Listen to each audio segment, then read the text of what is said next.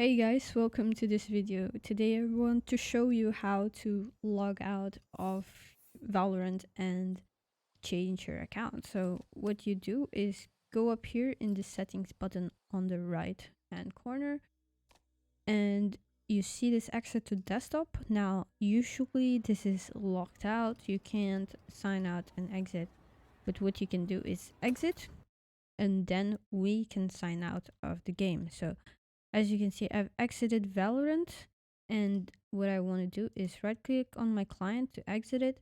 Now, if this doesn't work for you, like it doesn't work for me, I'm right clicking on my right client, but that's not working. So, uh, there you go. But I don't want this either.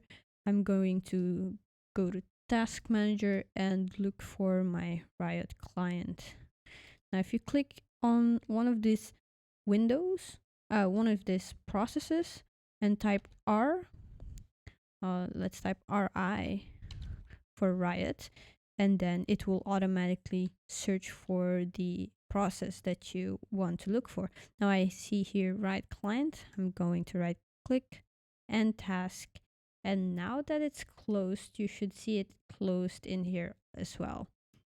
Now that's closed, we go back to not Valorant but the Riot client. So open it up again.